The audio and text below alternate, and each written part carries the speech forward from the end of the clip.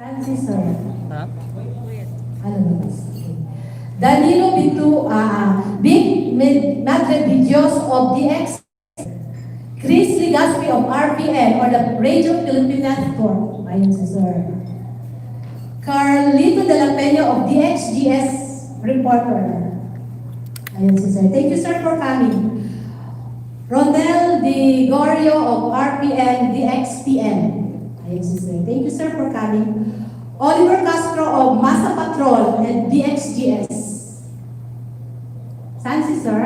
Ayun. Thank you, sir, for coming. Si Giovanni Pasco of RNPN DXDS Radio Ronda. Ayun si sir nasa likod. Si Rose Barrera of Sapul Newspaper and Southern Review. Ayun si Ma'am Rose. Leo Martin Celian of RPN Radio Philippine Network AM Radio Station. Saan si sir? Ayun si sir. And Sunny Medina of NS Journal. Si Sir Sunny. Saan si sir? Ayun si sir. Sa likod. And of course, our partner agency, the Philippine Information Agency 12, headed by the officer in charge, Miss Catherine Apilacio. Ayun si Ma'am Cathy. Talaga si Ma'am Cathy, talagang grabe ang tulong. Pag nagkaroon po tayo ng press con, talagang hindi ko makatanggi si Ma'am Cathy. Kahit na may meeting po siya ngayon, talaga po dito siya umattend sa ating press conference. And of course, Miss Paps Gumana Proylan, the Information Officer 3 of PIA 12. Si Ma'am Paps. Ayun, nasa likod si Ma'am Paps. And of course, si Miss Harling June Carolina of PIA 12. Asan si Ma'am? Ayun. Ay, lalaki pala, Mr. Harlan. And Mr. Dave Sehia of PIA 12. Ayun, si Sir. And si Mr. Danilo Bitulia of PIA 12 report. Okay, nasa labas natin si Sir. So, once again, thank you for coming po. Maraming pong salamat at napaula kayo. So, wala na po ba akong nakalimutan? Lahat po ba na-acknowledge natin? Okay? To introduce our panelists, we have our Director 3, Director Sulpicio Henry M. Legaspi, MD NPH, FPSNS, Director 3 of DOH Center for Health Development 12, SOC Sergeant Region. Ayun po yung aming wapong Director 3 po ng DOH. Next also, we have Dr. Lalaine M. Calonso, the Acting Assistant Department Head, City Health Office, General Santos City. Si Dr. Lalaine, si Doc Lalaine. Ayun, magandang sexy doctor po natin ng City Health Office. Next is Dr. Edward J. S. Montaner, Medical Officer 4 of DOH Center for Health Development, SOC Sergeant Region, and also the head of the Family Health Cluster. Dr. Ayun. And the last but not the least, Dr. Diane Subel R. Parayao, the Medical Officer 3, Head Regional Epidemiology and Surveillance Unit, DOH Center for Health Development, SOC Sergeant Region. Ayun, yung batang-batang doktor natin na maganda at sexy. Okay? So, yun po ang ating magiging panelist sa araw na ito. So, for our press conference proper, may I call the officer in charge of the Philippine Information Agency 12, Madam Catherine Apelacio, to moderate this morning activity.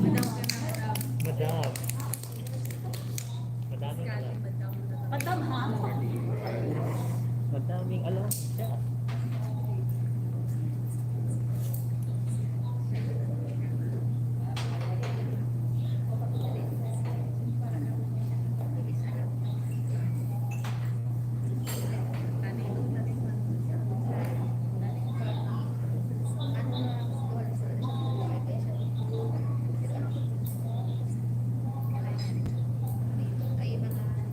Hello, good morning everyone.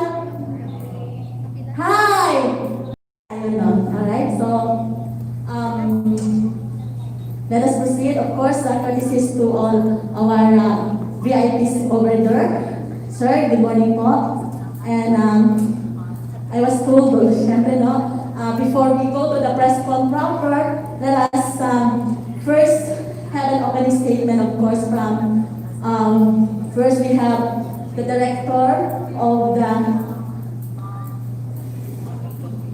okay.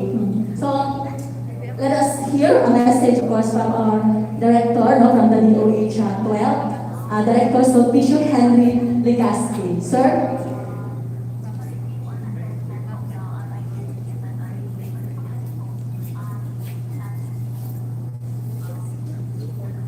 Thank you. Thank you, everyone. Ma'am Kathy, thank you, Ma'am Joy, thank you. And to our media friends from Gensan, thank you for coming over and giving us your time to help in disseminating information about Patak POLIO. And we recognize to my fellow role that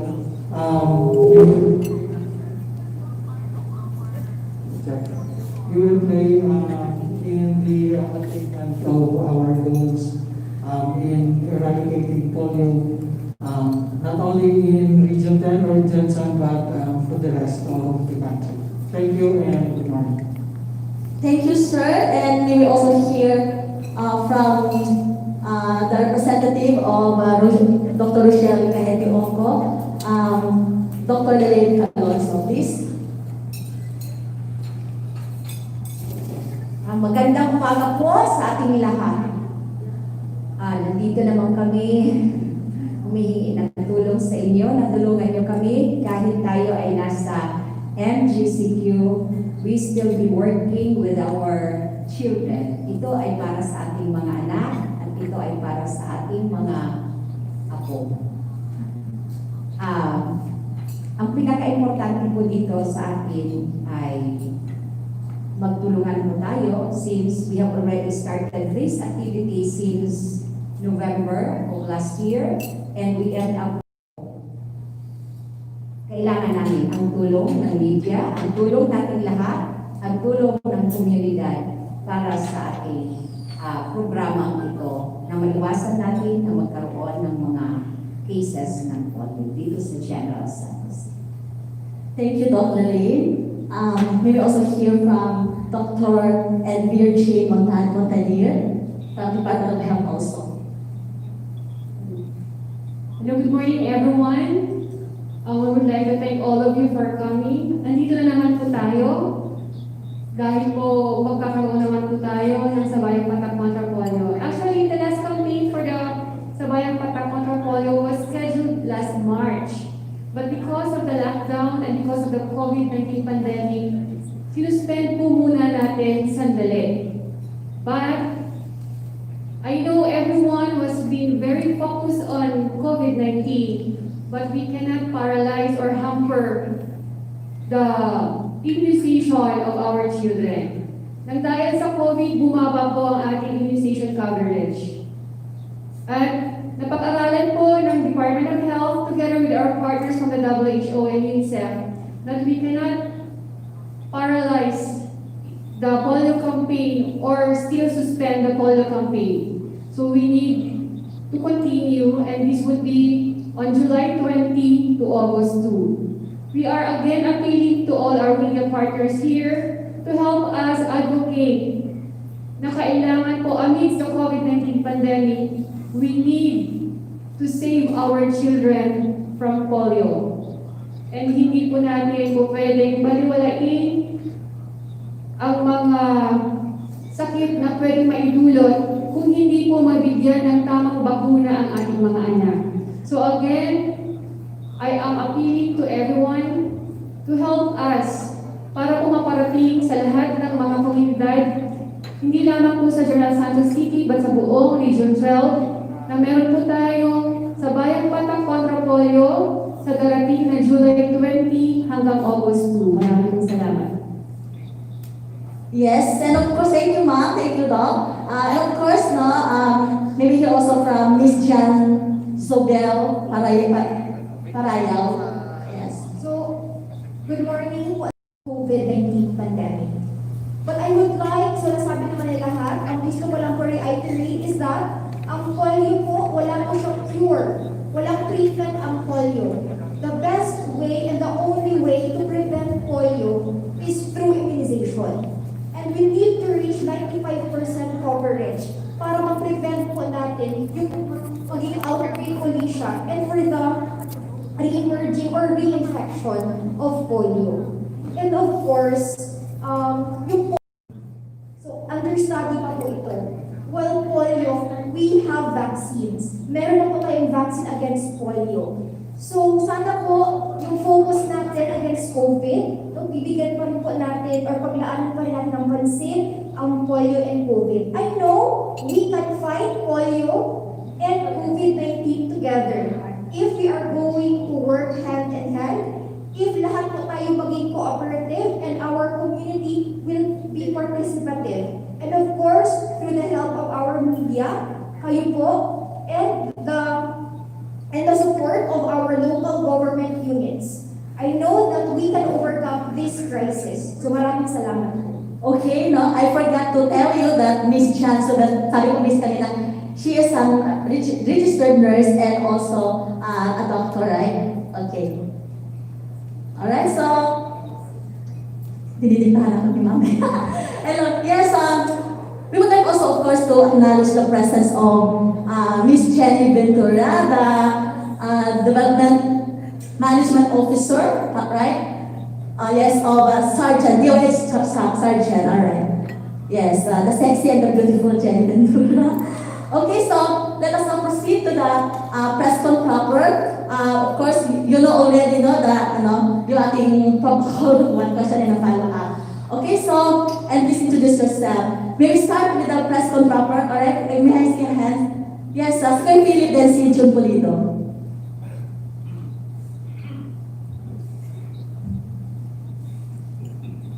Good morning po sa ating lahat. I hope hindi ako mag-i-intrude dito dahil hindi nabanggit yung pangalan ko kanina. Yes, Mr. Philip Licard. No, hindi nabanggit. Okay, sige. Sige, acknowledge you, Mr. Philip Licard. Sige, kuya, go ahead. Well, tatanungin po natin yung aking epidemiologist. Dahil ito mahalaga kasi ito. Noong kampanya para sa kontra polio, bakuna kontra polio, dumating ang COVID-19. So, ang tanong ngayon po ay ganito. Wala mo bang nagka-polio nung panahon niyon na hindi natin naituloy yung kampanya natin?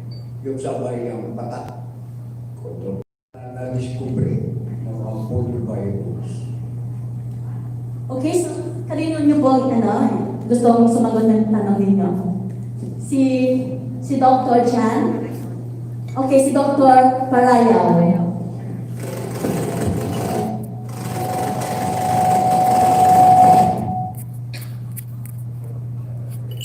Sir, to clarify lang, are you asking po kung mayroong polio cases during COVID? Please check the microphone. May we ask Wala mo bang mga disruptions? Wala bang naidagdag ng mga kaso ng polio? Can I answer na lang po the question? yes, please go ahead, Dr. Being the Mapagin. regional program manager for the immunization program, because of the intensified immunization campaign that we had since November, good thing po, wala pong nadagdag sa kaso ng polio infection sa Region 12. Pero, hindi po ibig sabihin yan na dahil wala pong kaso during the COVID-19 pandemic that we are facing right now, is hihinto na po tayo doon. We still need to have one campaign of polio eradication para po masabi po natin na wala na pong polio sa Pilipinas. And also, another thing is our partners from the WHO, UNICEF, or the WIPRO validate if effective po ba yung ating kampanya since November. If in their validation and wala po tayong magiging kaso ng polio in the near future, ibabalik po sa atin ang pagiging polio-free country. So sir, with the help of the partners like the media, na na-intensify yung advocacy at tumaas po yung ating accomplishment during the previous campaigns, wala pong naitalang dagdag na kaso ng polio sa Gensan. Sinasabi dito, walang gamot sa polio. Pero dahil bakuna lamang ang pinakamabisang paraan para makaiwas dito. Bakit po? Ano ba itong bakuna? Hindi ba ito gamot? O what? Sir, we don't consider vaccine as a treatment. We consider it as a prevention. Tanging bakuna lamang po of the earliest age of 1.5 months old, another dose at 2.5 months old, and at 3.5 months old, yung oral polio vaccine. Pag meron po niya ang bata, we can assure that he would be protected. But, as ang bata tatanda, kailangan po ng booster doses. Yan po yung binibigay natin during the sabayang patak kontra polio. Gusto ko ba ninyo sabihin, minsan lang yun? Minsan lang na ibibigay sa bata? Hindi po. During the yung first 3 doses po, like sinabi ko kanina, at 1.5 months old ang bata, 2.5 months old, and 3.5 months old. Pero kailangan pa po ng bata ng booster doses.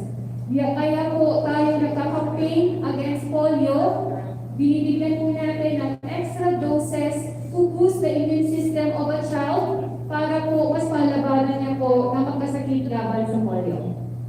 Okay, so 3 doses and booster dose. Yes po. Alright, okay. Okay, so let's proceed to the next question. I announced kanina ang next si Jun Polito and then the lady over there. Okay, and si Ronier, then si Oliver. Good morning, John Polito from I'd like to address this Mr. Ardi. Okay, Ardi, during sa atong last year na sabay patakon ng polio, ilan po yung porsyento na nakuha natin? At ngayon, ilan din yung target na? Yes, sir. Jim, thank you, Jim. Our total target for this round, I think this is the third round of This is the third round already. The original target for this round is 575,000 kids. And for Gensan, we have 75,000 kids. Atong target for this round too. On the average, the total percentage coverage of the whole region, nasa 90 tayo. But we are gearing towards achieving the 95. Less than 5 years old should be immunized June. The danger there is if a single child is not immunized and then gets infected with polio, there's a very huge potential na he or she could be the focus of an outbreak. Because polio is very contagious. And as was stated before by Dr. Montaniel, there is no cure. That's why the best way to prevent it is to give the child the 3 doses of immunization and 1 booster dose. So,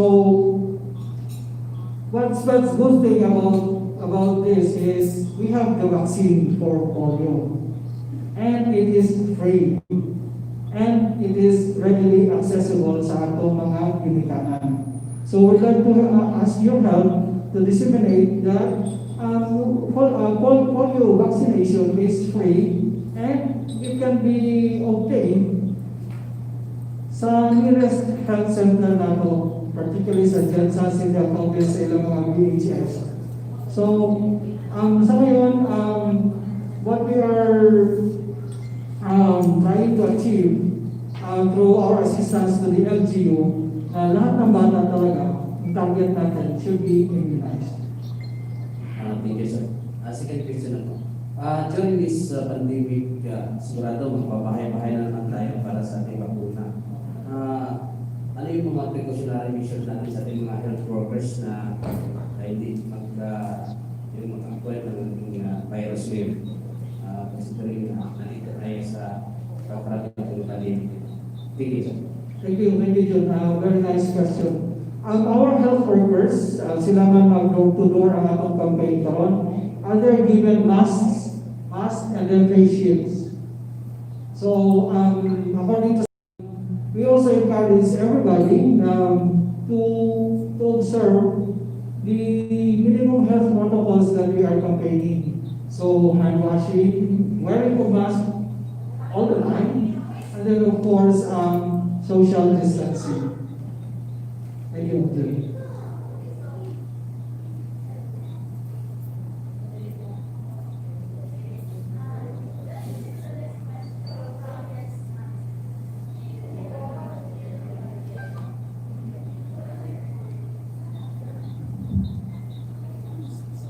Hello. Hello. Yes, Morning to all the Thailandese. I'm Mary Cabero from SMNI News based in Davao. Everyone can answer my question. Ito po sa inyo po. Paano niyo po magkikikaya ang mga parent ngayon na pabakunahan po yung kanilang mga anak, especially po yung issue po ng dementia. Ano po yung, di ba scared na po sila because of the dementia issue. So, paano niyo po manghihikayat yung mga parent na pabakunahan yung kanila po mga okay, anyone can answer my question? Okay, thank you for your question, ma'am. Sa dami ko ng aming mga kampanya laban sa measles and ito laban sa polio, nakita naman po namin yung acceptance ng mga siya issue. Hindi naman po yung amin po ginagamit na bakuna, especially with the polio. This was used by more than 10 million children worldwide since 1980s. And I know most of you here are being vaccinated with the oral polio vaccine. During the last campaigns po, nakita po namin yung acceptance ng mga nanay because like the last target of at least 95%. Another is paano sila nahikayat is because of the help of the media and the continued advocacy ng ating mga partners. Nakita rin po nila na wala naman po masamang epekto na naitulot nung nabigyan ng bakuna ang kanilang mga anak. Actually po, when we had our house-to-house immunization for the different campaigns like the measles campaign and the polio immunization, hinahabol po kami ngayon ang ating mga bakunador ng mga magulang because they realize na pag hindi kompleto ng bakuna ang kanilang mga anak, po pwedeng manganib ang buhay ng mga ito. Polio can cause up to 15% mortality. Pero yung lifetime effect ng polio is yung bata hindi makakapaglakad ng maayos, hindi makapagpamuhay ng maayos dahil nga kakaiba siya sa ibang mga bata.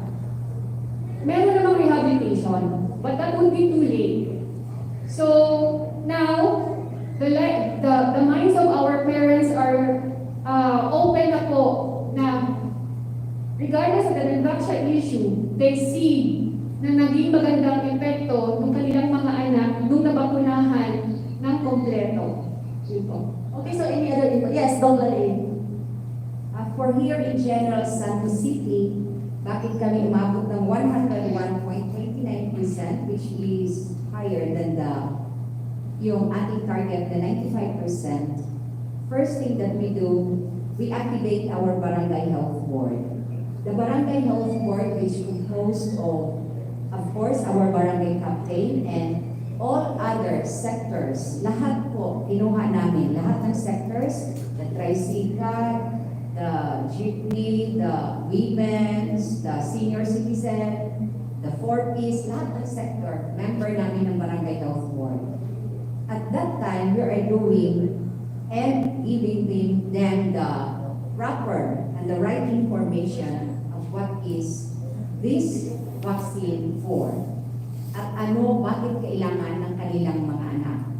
With community, sila na ang namumuna at sila na ang nagbibigay kung ano ang mga dapat gawain ng bawat parents sa bawat bata. Okay. Isa na follow-up. Yes, please go ahead. Ano po ba ang pagkakaiba ng vaccination noon nung wala pang COVID-19 sa ngayon po, ma'am, na may COVID-19? What's the difference po? Ang tayong kaibahan lang naman po sa ngayon at sa dati is mas intensified po yung ginagawa po namin advocacy. Another is because ayaw po din namin na magkaroon ng transmission from the vaccinator to the vaccinee or yung bata at vacunador, we have implemented or crafted a regional safety protocol guidelines based on the RIATF guidelines po iyon. Ano pa po ba ang kaibahan? Same lang naman po yung bakuna na binibigay po namin. Medyo lang po mas nasa safe side po tayo lahat para wala pong magiging hawaan or hindi po magiging dahilan or itadahilan yung aming ginagawang kampanya na baka magkaroon ng COVID yung isang bata. Yun lang naman po ang kaibahan niya. Okay, thank you. So let's proceed to the next question. Actually, hindi na. Okay. So, si Roniel, and then si Oliver, and then si Kuya Ray. Good morning. Ma'am, first question is, yung para mas ma-appreciate sa namin ng mga media, yung campaign yung sabayang patak kontra polio. So, as a backgrounder, kasi naging polio-free ang Pilipinas. Pero once upon a time, naging ano din, parang anong tawagan, pandemic or anong maraming polio po. Okay. Sir, ano pala ang source nitong polio? Anong klaseng virus nito? Para basic. Para maintindihan na din ng mga tao. Yes, si Doc, si Directors, Henry. Actually, it's a wild type na virus. It's in the environment. And then it was discovered that it can be prevented through the giving of vaccines. And it is transmitted fecal oral. That means if the child has the virus, he can share it through his pag-defecate siya. So once the viruses are in the environment, it can be easily picked up by unhygienic practice, like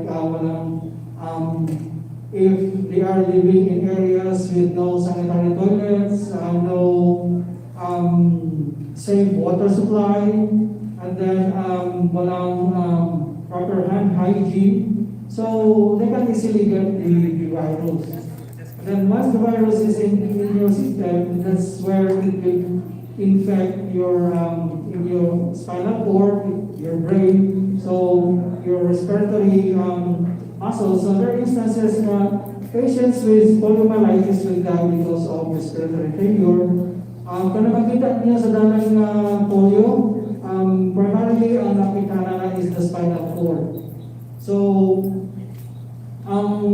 the main objective of this campaign is to prevent those.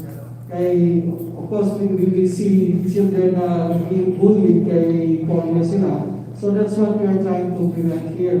From kids from developing mga disabilities, kids from dying, and of course, kids shedding the virus and infecting others. Kasi ang gusto kong maintindihan sa case, ano ba, saan ang source nito? Galing sa animals or galing sa, ano bang, saan ba galing itong virus na ito? Kasi yung target natin na mapunahan, yung from 0 to 5 years old, di ba? Pero yung edad na yan, hindi pa masyadong exposed na sa anumang mga activity sa labas. Nandun na sa loob ng bahay, di ba? Usually. So, kaya nga, nagtaka ko, bakit ito mga ranging from 0 to 5, sila ang parang most vulnerable sa polio na ito. Unlike Corona, unlike SARS-CoV-2, they said galing sa bats, galing sa animals, the polio virus is in the environment. Kasi it's in the wild type. That's what we're giving them now. Follow-up na lang daw. May nakausap ako na biktima ng polio. Actually, marami ko lang ba. Sabi niya, willing naman sila na share, testimony, na dapat suportahan talaga itong kampanya ng gobyerno sa anti-polio kasi sila nga biktima eh. Meron bang problem na gano'n na i-tap yung mga victims mismo at sila yung parang mag-advocate na sana masabit tayo or support tayo sa kampanya sa anti-polio para hindi kayo maging or na biktima kagaya ng katangan. Incorporate that in our campaign. No? I can give first-hand I experienced nila getting the virus. Yes, we can take that into consideration. Thank you. Okay, so thank you, Roniel. May we proceed to the next guest, Oliver. And then si Kuya Ray, and then si Richelle. Good morning. Good morning, sir. Bird Castro sa Masama Provincial Center. Baka may first questions regarding ito na po. Kung meron ba itong side effect, kung ilang doses, 3 doses sa ano. Kung hindi siya makakompleto, mas maganda kasi natin na-explain sa mga magulang. Kung hindi makakompleto, anong disadvantage at saka advantage kapag kompleto siya, hindi kompleto ang kanyang mamasa. Okay, sir. First and foremost, wala po tayong overdose ng any vaccines. Pag hindi po kompleto ng bakuna ang isang bata, gaya ng mga kaso po natin ng polio dito sa Region 12 in particular, ang mga bata po natin na polio victims are either zero immunization or incomplete immunization. So, if hindi po kompleto yung bakuna na pwede natin maibigay sa bata, posibleng magka-polio sila. So, yun po yung disadvantage kung hindi po kompleto ng bakuna. Kung kompleto naman po ng bakuna ang bata, there is a greater chance na hindi po siya magkaka-polio ever. But still, we need to give, regardless of immunization, hindi sila magkaka-polio. All vaccines are not 100% will give us protection or hindi natin masasabing hindi na magkakasakit yung bata. Kaya nga po, if they completed the immunization schedule during the before 1 year old, kaya po tayo nagkakaroon ng series of campaigns para mas masigurado natin na yung mga batang nabakunahan dati, kompleto man o hindi, mabigyan natin ng dagdag na protection ngayon.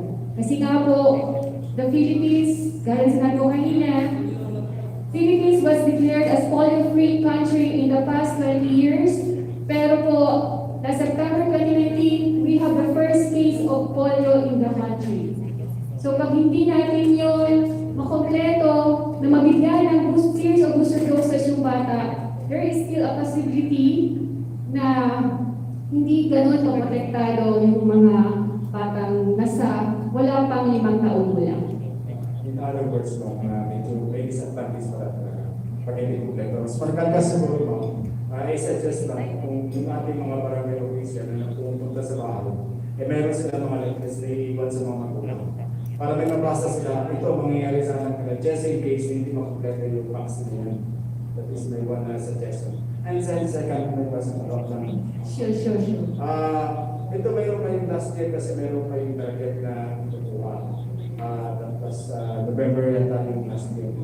And then now, itong July 20 ninyo at 2 August, meron po tayong target na kukunin kasi sa nangyari natin pandemic nito, we expect na pati natin yung target this month. The target of last November is the same target as of today. Ang nadagdag lang po is for lang ba yung Sultan Kudarat? Kasi Kaya po, ang kanilang target is up to under 10 years old. But the rest of the region, ang target po natin is under 5 years old. Pero sir, kung nabigyan for another dose of the polio vaccine, kasi nga po, continuous po dapat yung pagbibigay natin ng booster dose sa kanya. Thank you. Okay, so let us proceed to the next. Yes, Ray. Religio.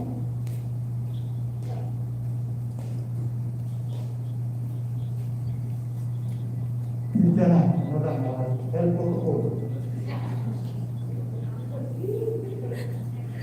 Grabe, kuya talaga ako. Hindi kasi sa, Huwag mo tagalin ang mas ma. Okay, go ahead. Diba, pagpasok, ano tayo, stricto, dapat stricto rin tayo sa loob. Kasi sa registration namin, palit-palit kami ng program.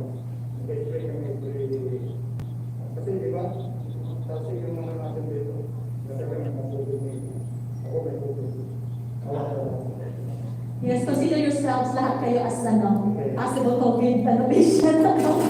Isip ko lang, sa isip ko mag-Christmas, explain ko katapos. All of us na lang. Tama, kasi 1 to 5 years old ang paborito ng ano, ng yung polio. Wala pang hanggang 5 years old, diba? Yung ibang edad, yun ang pwedeng matutuan ng polio. Sir, hindi naman po ibig sabihin na our target is just the under 5 years old, kasi sila lang po yung po pwede labuan. Po pwede po, even at your age, po pwede pa po. But, kaya po under 5 years old yung target po natin because they are the most vulnerable age group. Sila po yung kakain lang na hindi naguhugas ng kamay. Di ba po ang transmission ng polio is fecal-oral route. So pag hindi po naghugas ng kamay ng maayos, humawak ng certain gamit, nakipaglaro sa isang bata, hindi niya bukas ng maayos at isang polio carrier, posibleng mahahawa ng polio.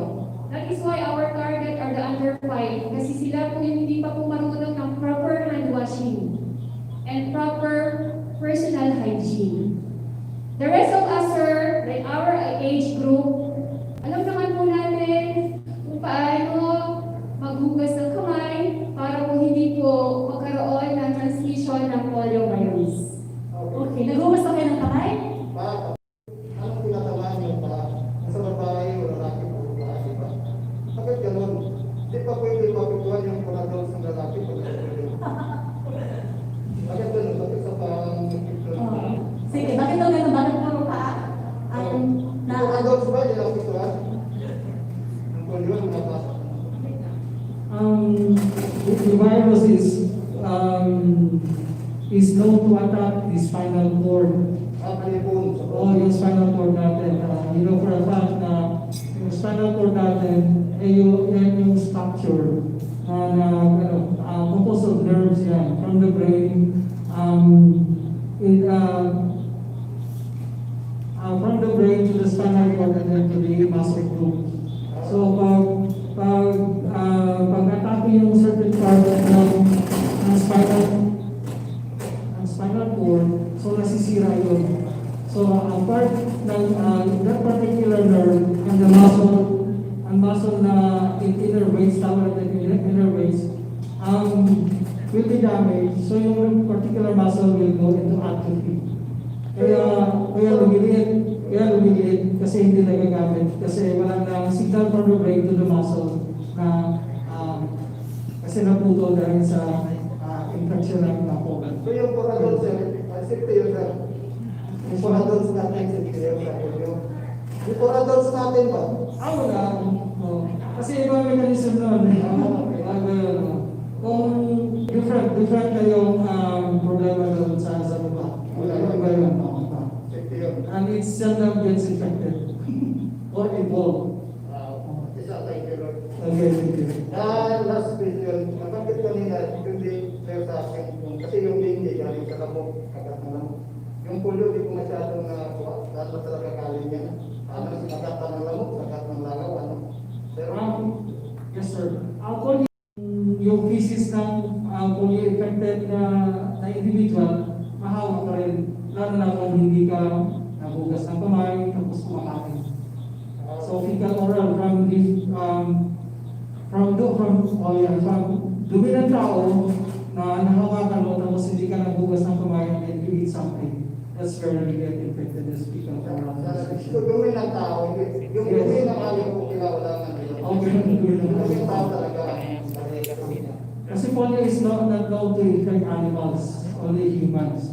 And it resides transmit also to me.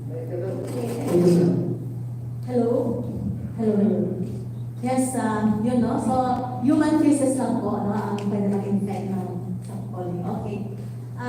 Sino yung kanina tinawag ko? Pagkatapos ni Kuya Ray, si Richel. Richel naman na. Richel, go ahead. Di ba may tanong ka? Then si Kuya King and then si Kuya Vic. Hi, mga sir. Ang ako lang kautana, kwan lang sir, pumilan ang kaso sa polio since last year, kaya din man nato during COVID-19 pandemic, wala dugang na case. O kung sa pinakabata, pinailan. Ikaw hanggang ano ba ang young mass? So, since September po, hanggang ngayon, national po tayo, we have a total of 25 polio cases. At sa region po natin, we have a total of 7 confirmed polio cases. So, 5 po dito sa ating region came from Sultan Kudarat Province, 1 from Cotabato City, and 1 from North Cotabato or Cotabato Province. So, ang pinakabata po natin na case is from Cotabato City and from Colombio, Sultan Kudarat. 2 years old. Yes, 2 years old po sila dalawa. Cotabato City and Colombio. At ang pinakamatanda is yung 7 years old from Lambayong, Sultan Kudarat po. Sinabi po kanina na nakukuha yung polio dun sa dumi ng tao. Sir, may mga lugar pa ho sa region ho, paano ho natin ma-address yung identification problem? Thank you po. Thank you for the question. Ma'am, I don't have the data, but still, marami pa rin tayong areas na may open identification. So that's the thing that we need to address. I don't know kung may local stats on Gensan. We have local stats on sa open identification. So we'll provide you with those statistics, ma'am. Yes. And I think there's a campaign of a zero limitation, right? Okay. Sarangani is already, I think 90% something na zero limitation. Okay? So let's proceed to the next. Sino nga yung tinawag? Kasi Kuya King, go ahead. Morning po. King Balangin ng Media. Gusto ko alamin kung pamilyar kayo dito sa dalawang gamot na babanggitin ko kung para saan ito. Itong gamot na azithromycin o Citromax at saka itong hydroxychloroquine. Para saan matangka ito? Okay. I think those drugs became popular during the time of early part of pandemic. Azithromycin is an antibiotic, and hydroxychloroquine is used as an anti-malarial drug. Those during the early part of the pandemic, a lot of things about those two drugs were flooded the social media, sir. And as of late, hydroxychloroquine, first it was considered as an anti-COVID medicine. But lately, there was some arguments na hindi daw siya effective. And then, ngayon na naman lately, it is being considered as a treatment for COVID-19. So with azithromycin. Specifically, hydroxychloroquine is for malaria, and azithromycin is an antibiotic. Pag kinumbay itong dalawang gamot na ito, anong resulta para saan? Sir, based on the studies, wala pa itong concrete na evidence na it is both. As of late, wala pa pong concrete evidence na effective siya sa COVID-19. Hindi po ba nagkaroon ng clinical trial sa ibang bansa? Meron, there are a series of clinical trials, but different stages of clinical trials. Pero wala pa pong ebidensya talaga na epektibo siya, yung drug combination. Okay, so who's next? Yes, si Kuya Vic and then si Martin. Ay, si Miss Netnet Maglita. Nagbuntag sa next day. Takbo yung tunod sa bugas o kamo. Baka sa COVID siguro po siguro ka mag-control ni kay sige na magbugas. Wala na ikaw sa oras. Tigil ka na sa kao. Magpipor ka na ako kao din bugas. Karon kay na ang COVID na strict na ngayon. Ikaw ang bugas. So posible ka na mubaba yun ang porsyento sa natapuyan. Sir, that is just prevention for polio is still immunization. Even maghuhugas ng kamay kung hindi naman po protected, hindi bakunado, pwede pa rin po magka-polio. Salamat ma'am. Ang schedule na ni July 20 hanggang August 2. Kung halimbawa ang bata na sipukan na siya na dapat makagot ng bakuna sa COVID. Doon kay epekto nito. Isunod po, bakunahan po ito bata. Salamat ma'am. Again, pakiulit ng tanong mo, Kuya. Kaya rin ba na ano ba na nabakunahan na sa polio? Pagka ako dati namin yung bakuna sa COVID, kailangan bakunahan din. Ano ba? Wala pang problema yan. Wala pang side effect yan. Wala naman pong effect, but for the bakuna for the COVID, still under study, and according to our partners from the WHO, it would take us 18 months or more. By July 20, andyan na yung bakuna for COVID, there is no side effect. Double protection po ang bata kung sakasakali, protected from COVID and protected from polio. Salamat ma'am. Okay, so let's proceed. Sino tinawag kanina? Pwede, Martin, pwede ladies first na muna. Si Netnet, then, okay po, Netnet. And then pagkatapos si Martin, si Kuya Lito.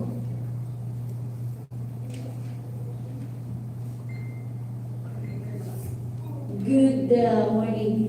Yes, nabanggit po natin na kanina na yung dahilan talaga ng polio issue. Focus tayo dito sa mga bata. They're using diapers, di ba? So ano po yung may recommend yung proper disposal ng diapers ng mga bata? Especially pag may pupo po. Yung bata po ba, kompleto ng bakuna o hindi po? General po In natin. general. According to studies, maganda daw po prior to, bago isosoil or katapon yung diaper, kailangan po muna masok into a solution or a chemical. Chlorine will do about 15 to 20 minutes soaking with chlorine yung diaper bago po natin itatapon. And of course, we will not just throw it anywhere. Kailangan din po natin itapon siya sa proper disposal facility. Or kung sa bahay po, kailangan po natin maibalot ng maayos after the soaking ng chemical para naman po hindi po pakalat-kalat yung diaper na kainin lang po ng aso. So, hindi lang tayo mapaprotect against polio but also protection against environmental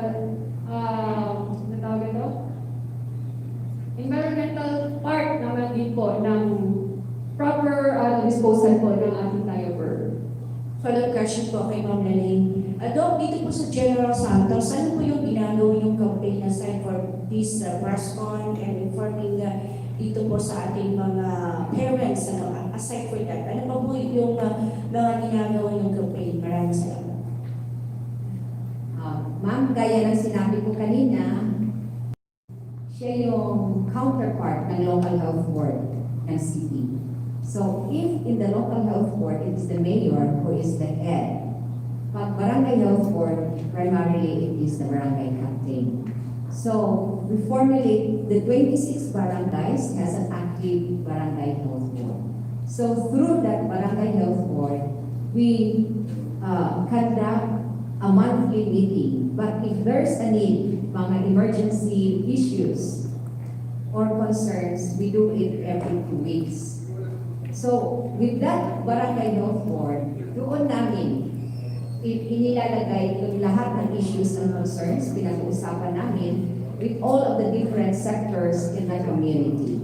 So, ibig sabihin, hindi lang po barangay officials, hindi lang po ang ating mga barangay health workers, hindi lang ang taga-DepEd, everybody, the 4 Ps, the senior citizen, the women's, the tricycle drivers of this barangay health board.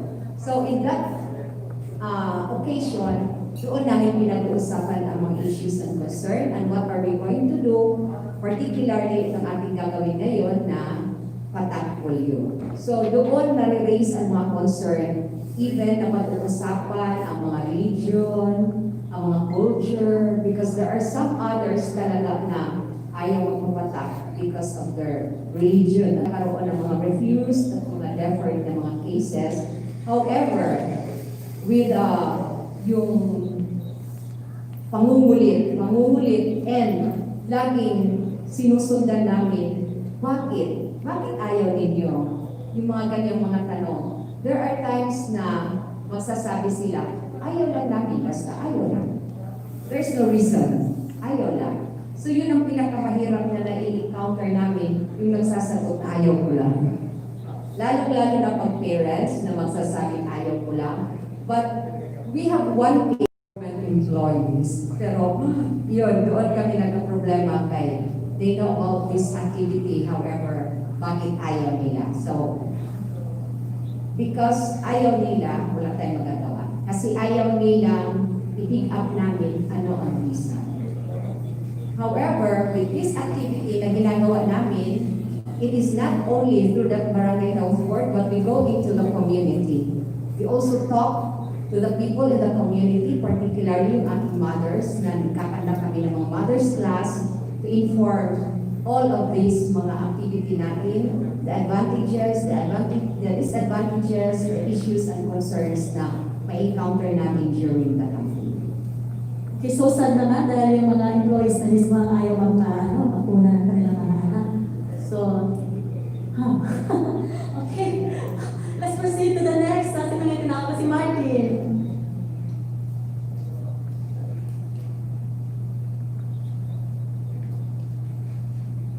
Alright, good morning sa Steve Martin sa Community Philippines na. Yung question ko po is, di ba po on the first 2 leg, meron tayong tatlong pamamaraan sa pagbakuna. The first one is sa health center ng mga barangay.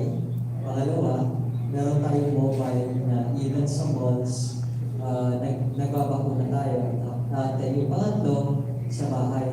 So since we are on the pandemic, meron pa rin po ba tayong bakunang available for the barangay since sa mall, hindi naman alam lumabas yung mga bata. So, automatic, maaalis yun sa options.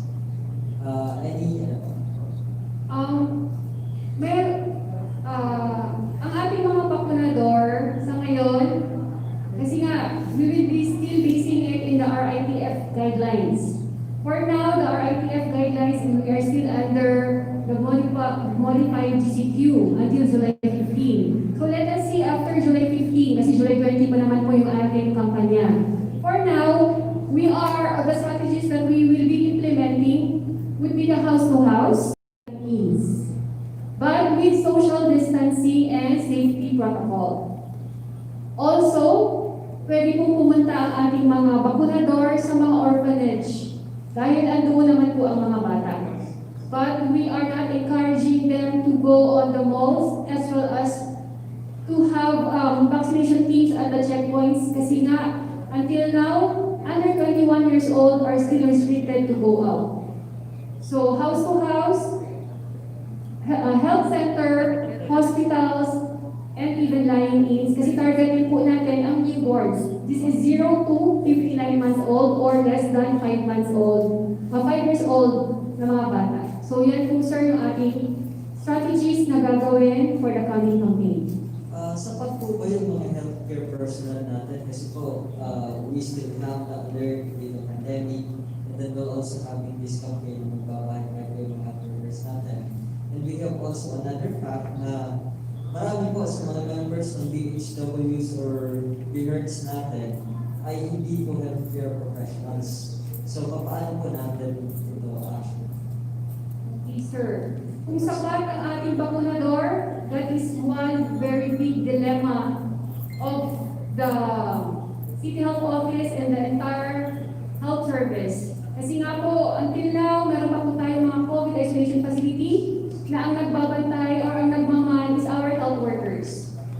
So, it is not naman po na health worker lang po yung kasama sa team. At against, pwede. Members of the CSO or volunteers po pwede. As long as they are well trained prior to the campaign. Kasi nga po, mahirap naman po na maglagay tayo ng tao, hindi alam ang proseso kung paano ang tamang pagbigay, though it is just patak, pero kung meron po kami sinusundan na steps or protocol kung paano po mabigyan ng tamang patak ng bakuna ang isang bata. So anyone, any volunteer, as long as willing po siya na sumama as part of the vaccination team and is well trained, pwede po maging parte ng aming kampanya. So last question lang po. Magkakaroon tayo ng extension due to the small number of personnel or laki ng jurisdiction or dami ng papatakan. Possible po? Extension? Yes. We are praying na hindi na po mag-extend na hanggang 14 days lang po ang kampanya because we know how exhausted our health workers are. Kasi hindi lang naman po ngayon, no, since November po, nagkakampanya na po kami and we are also giving regular health services. And still, nag-duty po sila 24/7 in the isolation COVID facilities. So that is what we are appealing to everyone, especially the media, kasi nga, like gaya na sinasabi ko palagi, mas nakikinig ang mga bata, ang mga nanay sa radyo kaysa pupunta ng health center. So mas malaki yung influensya niyo sa kanila na maparating yung aming mensahe na kailangan sa July 20 to August 2, mapatakan lahat ng batang wala pang 5 taong gulang. Okay. Thank you, Martin. So yung mag-COVID, yung natin, mga frontliners natin dito sa pagkakador natin, yun din ang mga health frontliners natin sa COVID. Save na lang kanila. Ang inano po namin sa mga LGUs is, kasi nga po, kung sila pa yung mag-duty sa COVID facility, tapos sila pa mag-house to house, mahihirapan. So what we are appealing to them is, hatiin po natin yung grupo. Those who would be going on duty sa COVID facility, hindi na po natin isasama sa kampanya para po yung magiging less transmission po ng infection. Yes, And exactly. also po ma'am, pwede naman po tayong mag-tap ng volunteers. We have many health professionals, even sa City Hall, meron po tayo yan.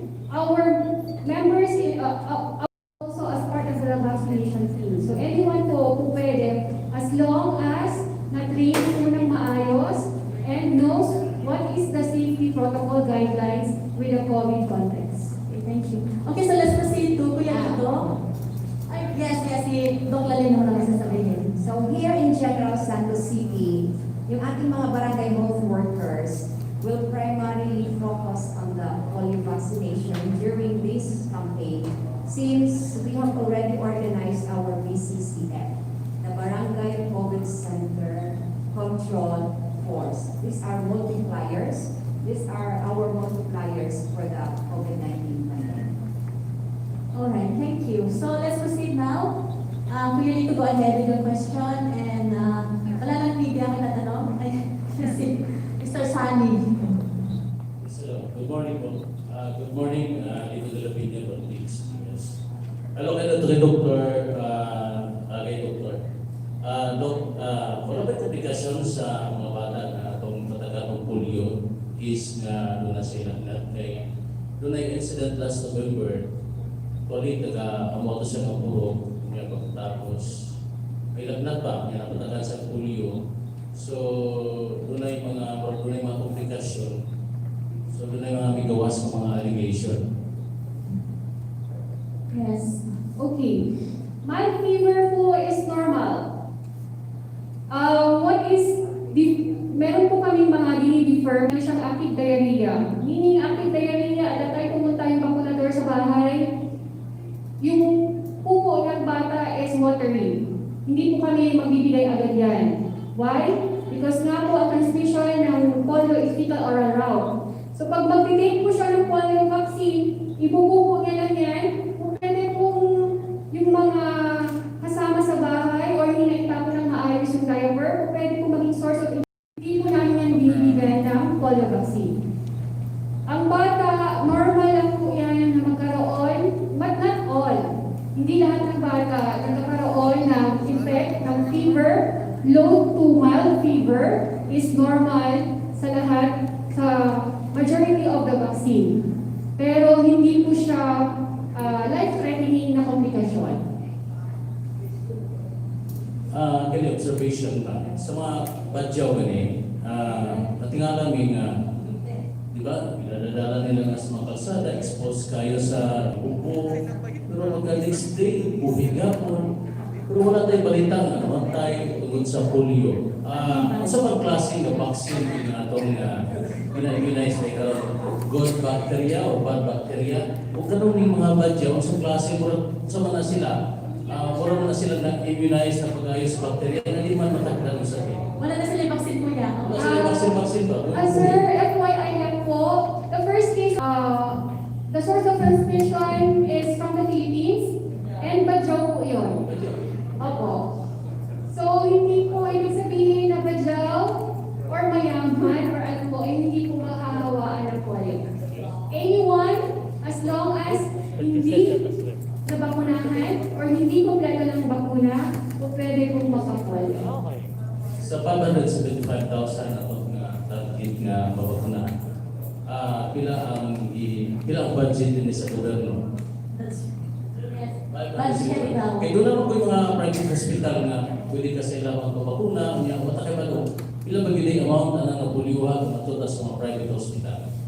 The vaccine po, sir. Yes, ma'am. Yes, ma'am. The vaccine po, sir, hindi po namin alam how much is the exact amount per vial. This is given for us for free from the WHO through the UNICEF. So libre po yan na binibigay sa atin. At libre din po namin ibibigay sa lahat ng Yung marami, this is yung yung cost ng polio. Lahat na lang nandun yung tao, makasakit sa polio. O yung mayroon ng mga yung certain people na hindi naman po lahat ng dumi ng tao merong polio infection. Kung pwede pong makatransmit yung dumi ng tao if yung dumi is a poliovirus carrier. Opo. So, hindi po natin alam kung tayo po ba a carrier of the poliovirus at dudumi tayo kahit saan. So, pag ganun po, kung pwede, baka may bata po dyan na nakahawak ng certain gamit or certain sa lupa, tapos isinubo, kung pwede pong magka-polio, especially if unvaccinated. Okay, sige. Yes, Sunny, please go ahead with your question. And then si Antor, may tatanong ka? Then, okay, go. Good. Sige, Sunny na muna din ikaw.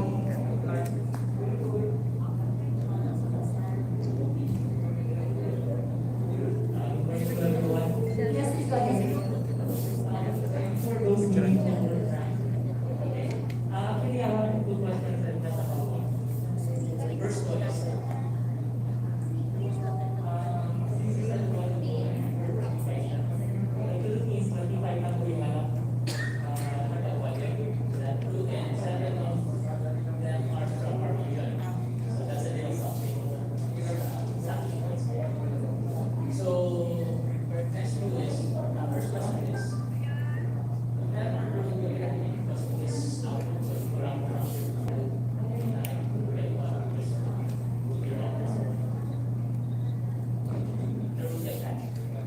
vaccine for the polio? We have enough vaccine for the polio for our target age group of under 5 and some of the 5 years old that were given previously. We have enough of it. We have already delivered it to all provinces and chartered cities. One thing na po pala, one case of polio will make 25. So sobrang dami na po talaga nun and it is very alarming. One case of polio, tanggal po yung ating pagiging polio-free country. 7 cases of polio in the region, meaning we really have an outbreak of polio. So we cannot just set aside the campaign just because of the COVID pandemic. Having said that, it's actually reason. Okay, my next question is, since it's free, Yes. and a while ago, somebody, one of my colleagues was asking me first, and you did answer that maybe pwede kang magkaroon naman. Polio at any age, regardless if you're not affected with the vaccine. But since in my case, I'm not really sure if my mom was responsible enough, right?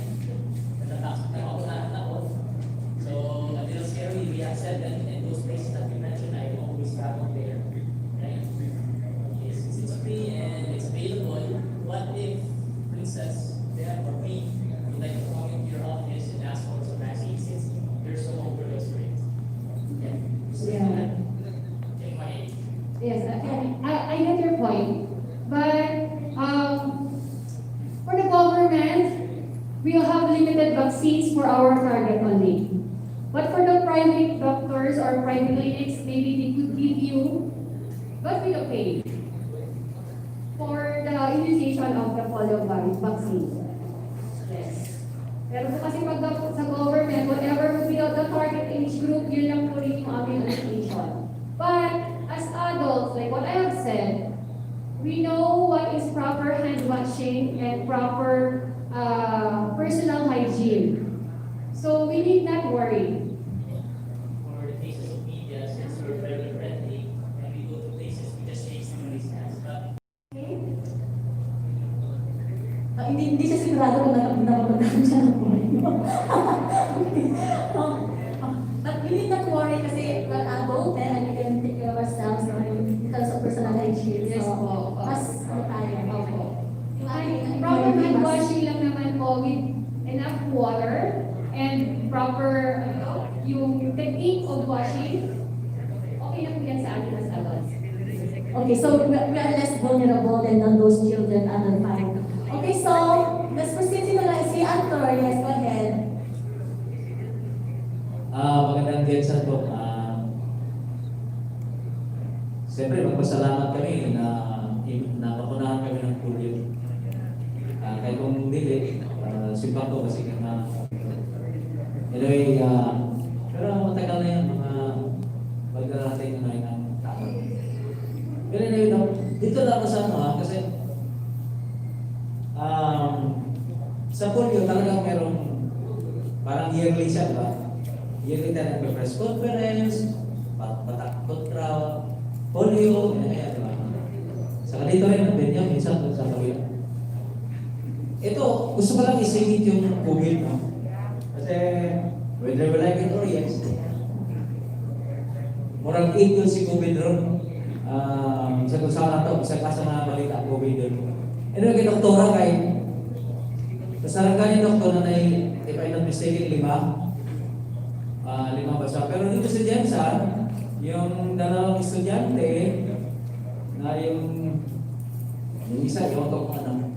Pwede ba sa natin, doktora talon sa ma'am, ano na ba tayo ngayon? In as far as COVID-19 is concerned. Gensan and your A1, sige po ma'am. For General Santos City, the pinakalas na nagkaroon tayo ng positive or COVID case is yung May 31 of flight, yung Cebu to Gensan, wherein we have 2 confirmed cases, 1 male and 1 female. So yung CPH 3669, that was on April 7. And then yung second was a male from Cebu City, yung flight nila was May 31. And Cebu pa, 5J 995 flight. So, the first case, yung the second case, na-out na siya yesterday, nasa bahay na, Saan doon? fully recovered. Sino doon? Yung May, yung first case na May, 22 years old, 24. 22 years old. And yung admitted until now, yung female. Okay, habol mo lang ha. Yung influx ng LSI, local standing individual, meron naman doon sa PRP ng isang araw. At ewan ko lang kung sa flight na ano. So ito yung yung balik probinsya. Which is, kami mismo nag-monitor, may mga LSI talaga na sipat na sipat. Gusto yung sipat. So yun na, naaktuhan ito na I was there, isang gym instructor for them because di sila gusto nga i-undergo ka ng self-quarantine. Anyway, kahit na hotel siya, parang labag sa kanilang kalooban. So, paano ba yan? Kung talagang mamonitor pa natin yung mga local standing individual, insofar as influx kasi marami. Hindi na magkasi sa mga hotel yan, hindi na magkasi sa mga pension house. Rejoinder nila. Tama po kayo. Marami talagang nakakalusot sa ating mga checkpoints. Lalong-lalo na dumadaan sila ng nakakadaan sila. But pag nandoon na sila sa kanya-kanyang barangay, nakaka-capture pa rin sila. Because of the barangay health emergency team natin, yung mga BHERTs natin, are always there. Every day they go around the community, they're every puro, lalo-lalo na meron na tayo ngayong additional multiplier, ang ating barangay COVID control force, yung BCCF natin, wherein we have an additional 20 per puro in every barangay. So sila po yung tumutulong sa atin na kahit sila nakakalampas sa ating mga checkpoints, still they are being captured in the barangay or in their own borough. And once na makuha na sila, ito ay agad-agad na sinasabi or the barangay ini-inform nila and then the RHU itself will go there for monitoring. Eric ko lang ha, hindi ka naman pangiti kasi may mga VIP talaga. Dali ba pag kasama ka dun sa VIP, siyempre mahirap naman kasi VIP, no, di ba? Parang ano ba? So, confirm ko lang kung hindi namin sabihin yung VIP, yung kasama ng VIP sa Interage, or namalita ba niya ito, no? Huwag nila sabihin yung pangalan, mga jobagan ko. No? Or, as I say, confirming from your end with regards to yung kasama ng VIP na dinala ba yan or drunk, pwede ba sabihin? Suspect ba siya? Suspect? Depende kay doktora. Suspect, no? No. Actually, alam ko yung kanyang kasi yung sa noong June 25 yan na flight in the morning, the PAL, may Interage, meron mga sumasabay na kunwari kakabit sila doon sa Interage na yon. Pero nakapture pa rin namin sa barangay. Nandoon sila sa barangay. Nakuha pa rin namin because these are mga tao na medyo quote-unquote mga may pangalan at may mga sinasabi sa kanilang barangay. Meron iba na special ang concern. During rapid test, gusto nila na sila puntahan sa kanilang mga bahay, doon na kami ng blood extraction, mga ganyan yung mga VIP natin. So, for the sake of this COVID-19 pandemic, pinupuntahan namin. Negative naman. Mabuti naman negative siya, no? Pero also, no, yung mga, totoo ba yun, yung mga in-smuggle na mga tao, na mga, oo, yung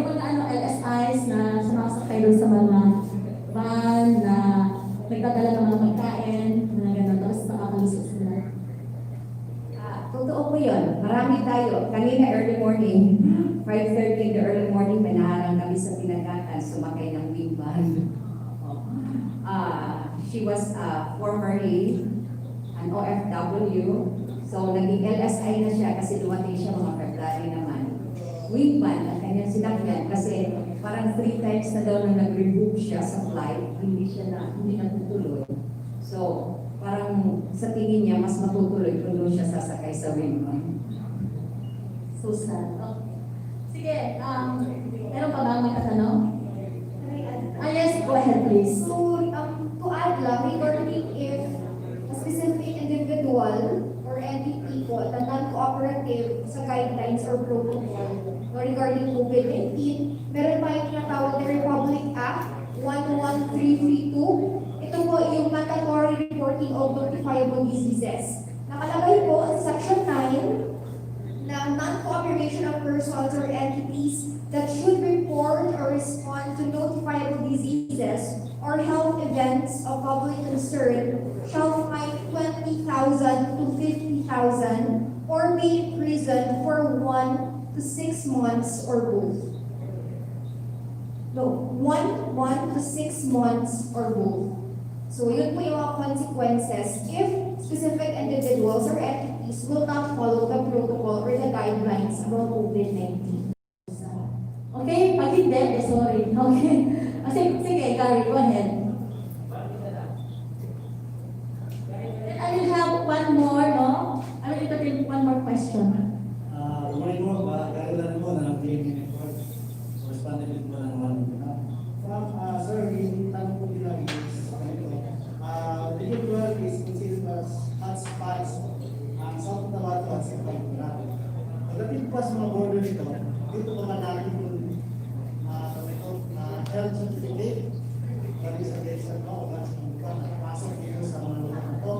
At saka yung galing sa Sultan South Cotabato, kailangan na ng health certificate na pasok sa border ng Gensan o sa Langan.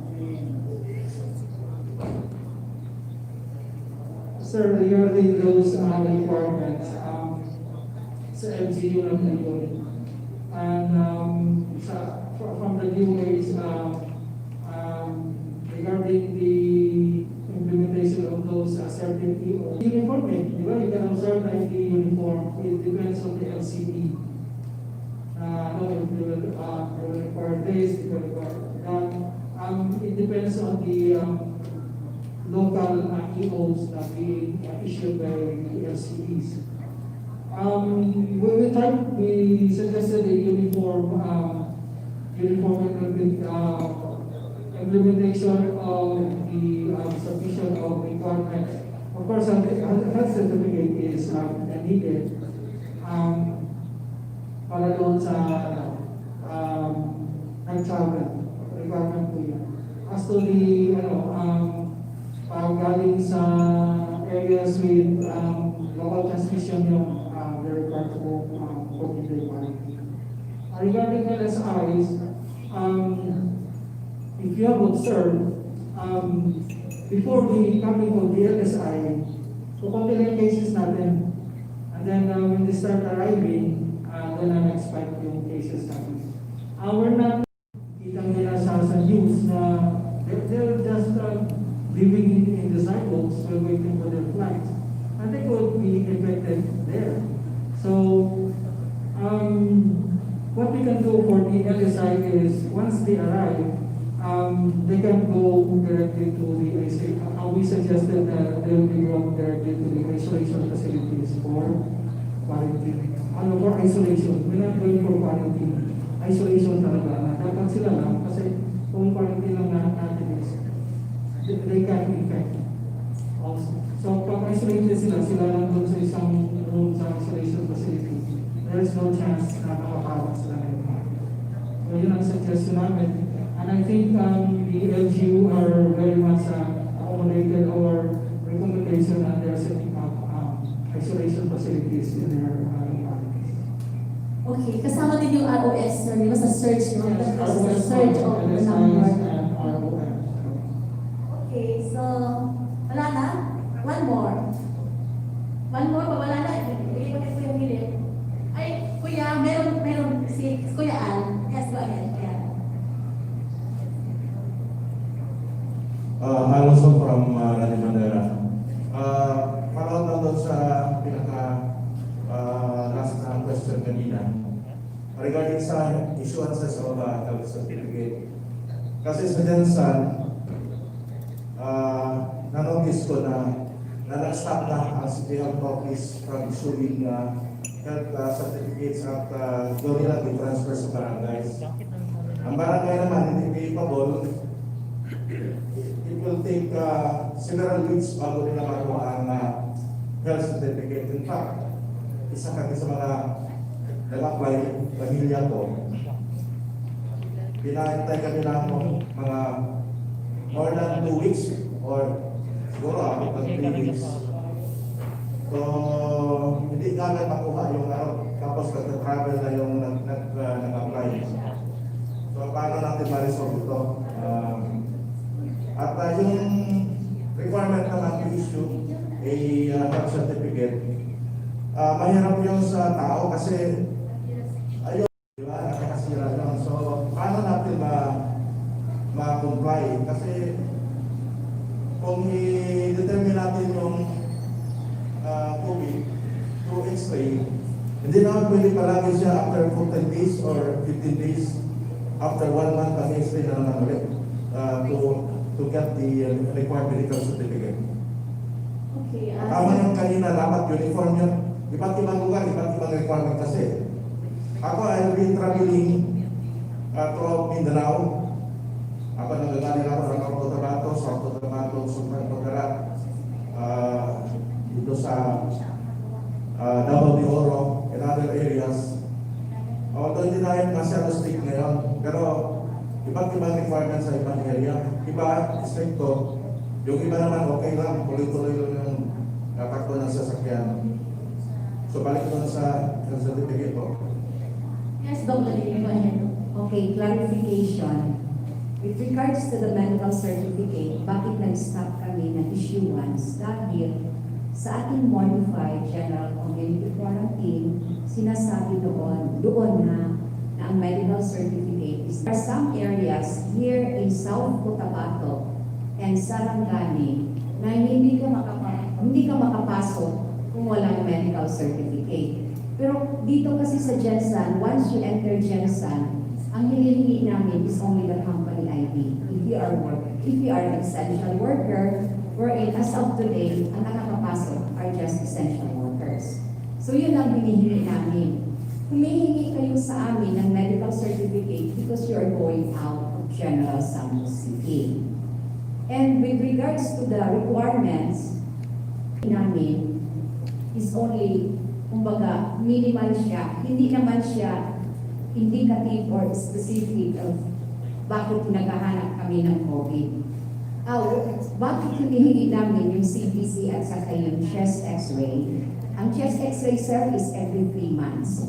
Not every month or not every time na mag-renew ka ng medical certificate because the validity is we can only determine the virus itself.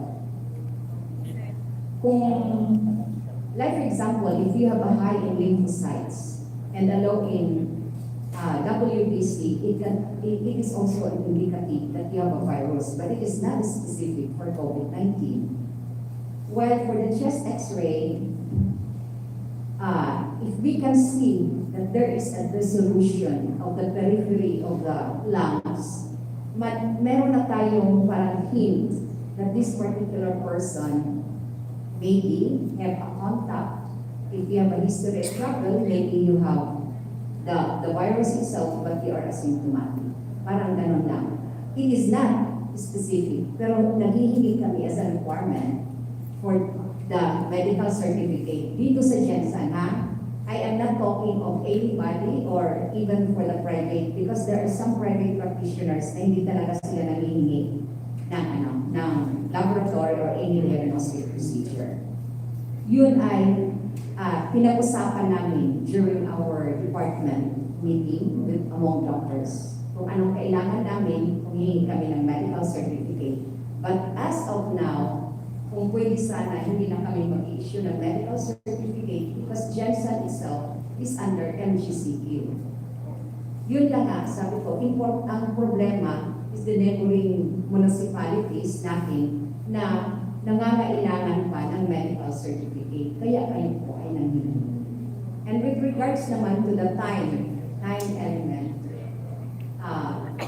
nagdidepende lang rin po sa barangay. Because there are some barangays na malaki ang population, gold ang humihingi, lalong-lalo na yung mga essential workers. But marami naman pong pumupunta rin sa ibang barangay, nakikisuyo. Kasi ako nga mismo ay ang handling the RH Baluan. Pag nagsisignature ako ng medical certificate, meron ako nakikita ng taga-CBIs, meron ako nakikita ng taga-mabuhay, taga-labangan, but ina-accept. Okay. So what happened kung kunyari doon sa, di ba sa RBC, RBC, ano ba yun, kasi RBC, red blood count, red blood cell count, okay. At saka doon sa X-ray, kung may mga makita kayong may problema, hindi mo ka-rescue. Is that, isn't that a bit too harsh naman? Kasi hindi naman sila parang COVID ka, hindi naman talaga, single out na COVID na talaga yung infection. Actually, every 3 months naman ang department namin. And so far, until this time, wala pa naman kami nakita na repeat ingestions. Since the time na we issued a medical certificate, wala pa kami nakita na. So wala na tanong.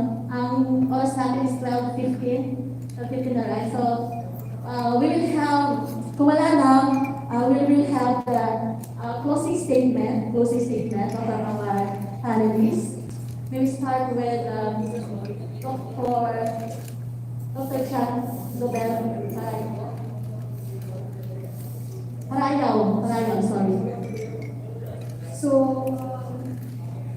since already, I think aware na din kung ano po yung importance ng vaccination, and especially sa ating vulnerable age group na nasa 5 years old, alam na ba din natin kung ano yung mode of transmission ng virus na ito, kung ano po yung epekto nito, no? It can lead to morbidity and mortality in severe conditions. So I hope, no, kahit po may COVID-19 ngayon, hindi pa rin po set aside yung importance ng vaccination. And I hope na sana reiterate ito sa lahat ng mga magulang sa buong komunidad kung ano po yung mga benefits ng vaccination, especially this BOPV or bivalent oral polio vaccine. I hope that we will work hand in hand together. This will be a successful one. And thank you po for being here, no? For bringing out some mga issues and concerns. And I hope nasagutan po namin ito ng maayos. And thank you so much. So God bless us. Yes, and of course, we will also hear her closing message from Dr. Edvir J. Montague. Okay. Simple reminder lang po. A fully immunized child should have 1 dose of BCG and Hep B pagkapanganak. Bibigyan din po dapat natin ng penta oral polio vaccine at 1.5 months old, 2.5 months old, and 3.5 months old. And at 3.5 months old, kailangan mabakunahan ng inactivated polio vaccine at dapat din po mabigay ng pneumonia vaccine ang mga bata sa edad na 1.5, 2.5, and 3.5 months old at measles containing vaccine at 9 months old to 12 months old. Bakit kailangan ko i-emphasize po ito? Dahil hindi lamang po polio o measles ang pwede po tayo magkaroon ng outbreak. Itong mga nabanggitong bakuna, pag hindi po kompleto na nabigyan ng mga bata sa loob ng 1 taon, hindi po sila matatawag na fully immunized child. At kung pwede po maging biktima ng any vaccine preventable diseases, gaya ng polio, gaya ng measles. Ang proteksyon laban sa polio ay pagbabakuna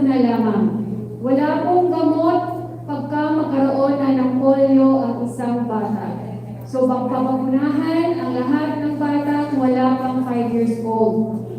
Also, kailangan po mag-maintain po tayo ng proper hygiene.